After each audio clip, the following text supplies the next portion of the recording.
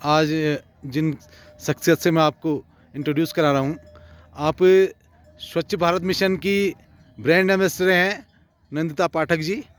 और आज औली में आप आई हैं और औली के इस क्षेत्र में जहाँ की पूरी बर्फ़ से ढका रहता था, आज वहाँ बर्फ़ नहीं है और उसके बाद उनको गुरसों जाना पड़ा। और कहीं ना कहीं लगता है कि पहाड़ों में छेड़छाड़ बहुत ज़्यादा हो रही है और पहाड़ों में जो गतिविधियाँ बढ़ रही हैं उसमें पर्यावरण का ध्यान नहीं दिया जा रहा है। तो क्या यहाँ पर्यावरण संरक्षण के लिए सरकार की पहल आपको नाकाफ़ी लगती है, या इसके लिए आपके कुछ सुझाव, अब मैं चाहूँगा आप कुछ सुझाव दें। नमस्ते मनोज जी। आज हम लोग ओली आकर ओली भर भर के खुशियाँ लेके जा रहे हैं और यहाँ का वातावरण, यहाँ का सभी कुछ इतना अच्छा है कि आनंद से हम लोग विभोर हैं। और ख़ासकर हम लोग स्वच्छ भारत अभियान के ब्रांड एम्बेसडर हैं और उसके नाते हम यदि देख रहे केंद्र सरकार द्वारा, राज्य सरकार द्वारा जो योजनाओं का स्वच्छ भारत अभियान के अंतर्गत जो काम किया जा रहा है वो तो कभी भी पर्याप्त नहीं हो सकता, लेकिन जो प्रयास यहाँ पर देखने को मिल रहा है वो अच्छा है। लेकिन जब सरकार के काम में यदि हम सब लोगों का सहयोग नहीं होगा, जनता की पहल और पुरुषार्थ नहीं होगा, तो ये कभी भी सफल नहीं हो सकते और सरकार का काम असरकारी भी नहीं हो सकता। अभी हम लोग देख रहे थे पर्यटन में खूब सारे युवा, क्योंकि अभी छुट्टियों का मौसम है, बहुत सारे युवा यहाँ पर आए। युवा अवेयर है जागरूकता को लेकर।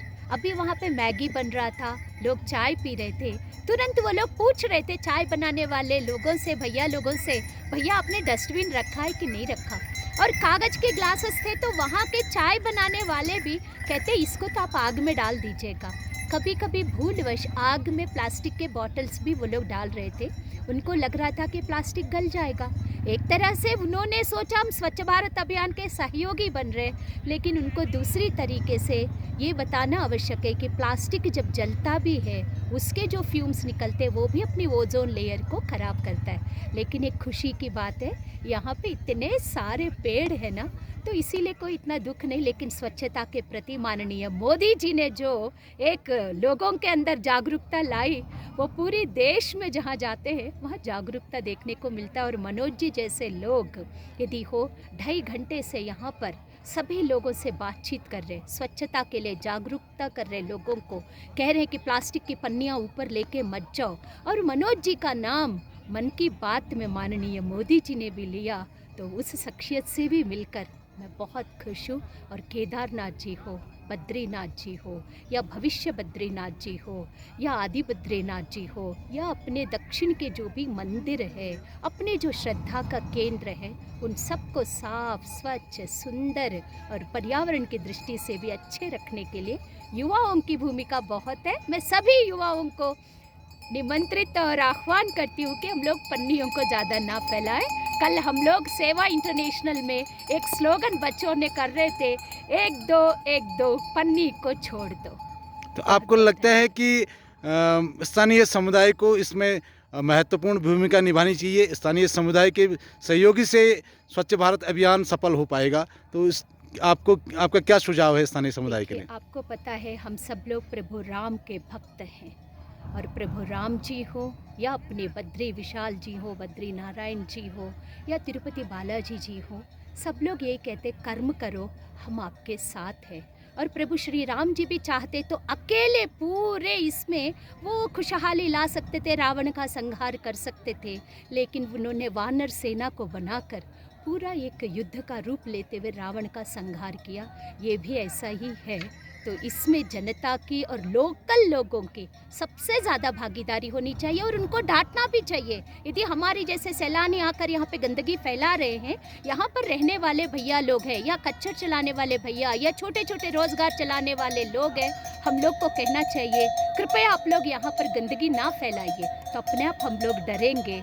और वो जितनी देर अपने सैलानियों को ले जाते हैं, उनको भी हम लोग गाइड्स के रूप में हम लोग पूरा प्रशिक्षण देंगे, यदि कि क्या क्या बातें उनको बताना है, बर्फ़ में क्या चीज़ें ध्यान रखना है, कैसे वहाँ पर पानी पीना चाहिए, कैसे अपने को पॉलीथीन ले जाते हैं या कोई प्लास्टिक मटेरियल ले जाते हैं उसको वहाँ नहीं रखना है, लेकर आना है। ये बच्चे भी यदि बताते हुए जाते हैं तो बहुत सारी चीज़ों का जागरूकता होता है। सबसे ज़्यादा तो स्थानीय लोगों की भूमिका है। धन्यवाद। और मैं आपसे अपेक्षा करूँगा कि आप हमें सहयोग करेंगे। सेवा इंटरनेशनल निश्चित रूप से इस देवभूमि को स्वच्छ सुंदर बनाने के लिए प्रयास करेगी।